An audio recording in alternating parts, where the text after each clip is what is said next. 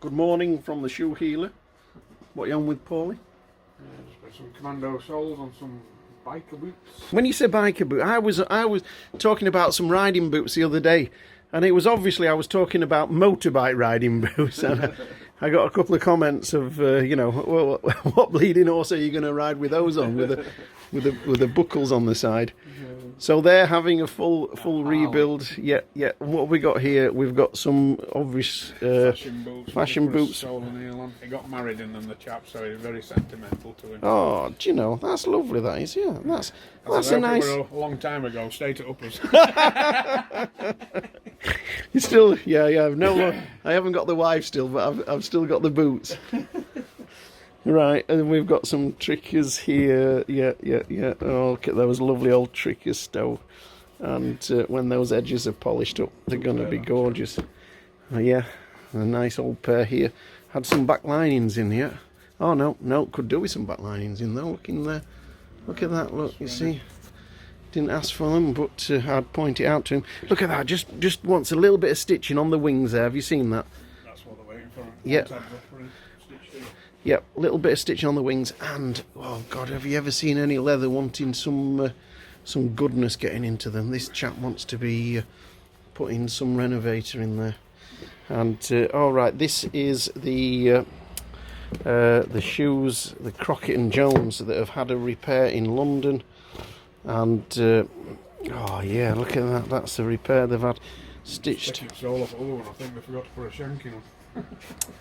Stitched like a dog's arse. Look at that. And see that there. You see the black stitching on top. I don't know if I can get you into that. Yeah, you can just see on there. Let me get my prodder. So you can just see there. No tension on the thread, is there? You can just see there. That's the black top thread that's been pulled through. No tension on the top thread. You need to go out country checking everybody's machine. And a bit more there, look, you see. You can just see where the top thread. Get it from the side there. Yeah, such a shame. And they've grooved. Do you groove your Dainite units? Dull oak, trickers, Cheaneys. Well, is that a no then? No. Why have these been grooved then? I mean, is there an argument to groove them so that when you wear them, customers don't want to see the top of the stitching wear away? So you groove them, obviously neater than they've done here.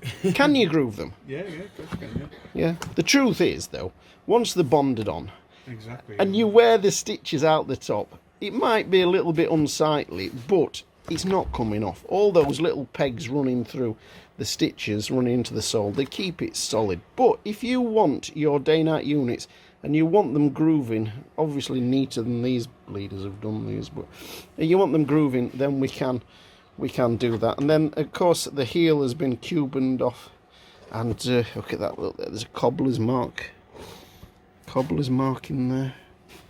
You see that? Look, that's not like a jeweller's mark or a maker's mark. That's a cobbler's mark. That is, they've caught the upper on that lovely Crockett's. Now, the argument with this shoe is it's coming for Dainite sole unit, and we don't like to put a Dainite sole unit on without a midsole. The only people that Paul says can get away with that are trickers, because they have a super stout insole, and that allows them to get away with it. Other than that, people say they feel these studs push back through, and they can feel them when they're walking on them.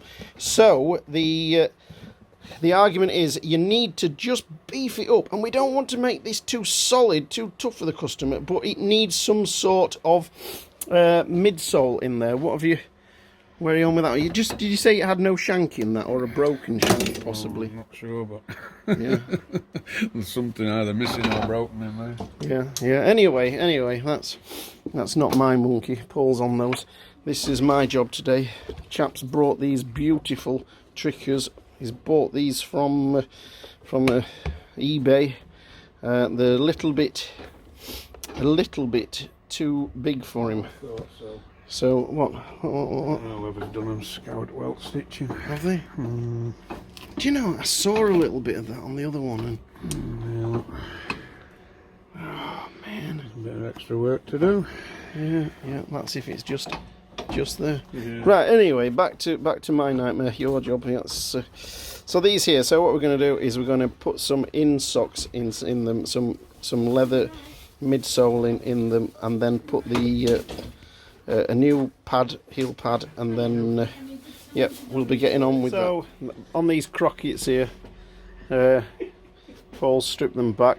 Disappointed to see that they've machined off some of the stitching, and then he wondered if it had a shanking, and it's, look, the shank is broken there, so it's a broken shank, and you can see the indentation here. So all they've done is filled over it all with cork filler, so you can see how that raised part there, is just fits into the gap. So the shank's broke, we'll just fill it with cork. Well done, well done. That's been done. Do you know what? That is a new one, isn't it? That, you know, I mean, sometimes they'd just not bother throwing the shank in. I've never seen that one. No, filled up. What a shame. I mean, lovely tight waist on these Crockett's. Lovely tight waist here, and thankfully they will make a nice repair. But yeah, crazy repairing from a London firm. Don't know who they are. Probably just as well we don't.